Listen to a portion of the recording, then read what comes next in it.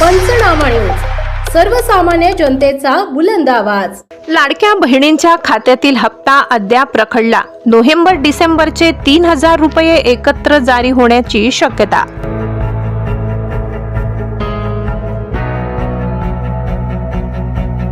महाराष्ट्रातील लाडक्या बहिणींना दिला जाणारा योजना लाभ अद्याप मिळालेला नाही।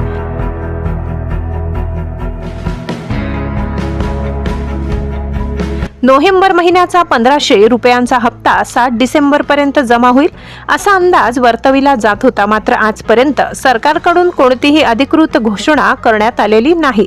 राज्यात कोणत्याही क्षणी महापालिका निवडणुका जाहीर होण्याची शक्यता आहे।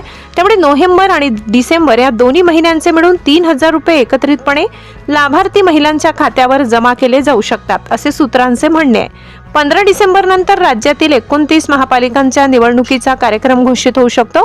त्याआधीच निधी वितरित करण्याची सरकारकडून शक्यता वर्तविली जात आहे। ज्या महिलांनी ई-केवायसी प्रक्रिया पूर्ण केली त्यांच्याच खात्यात रक्कम जमा होणार आहे। राज्यातील सर्व लाभार्थींना 30 डिसेंबर पर्यंत ई-केवायसी पूर्ण करणे बंधनकारक आहे। डिसेंबर महिन्यात लाडक्या बहिणी योजनेचा 17वा हप्ता अपेक्षित होता, पण आठवडा उलटूनही सरकारकडून कोणतीही घोषणा करण्यात आलेली नाही।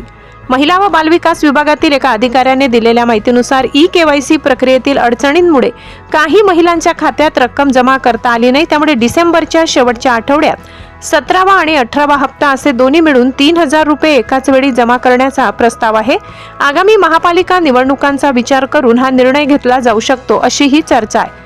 दरम्यान राज्यात सध्या नगर परिषद आणि नगरपंचायतींच्या निवडणुका सुरू असून त्यांचे निकाल 21 डिसेंबर रोजी घोषित केले जाणार आहेत। या कालावधीत सरकारला आचारसंहितेचे पालन करावे लागणार आहे।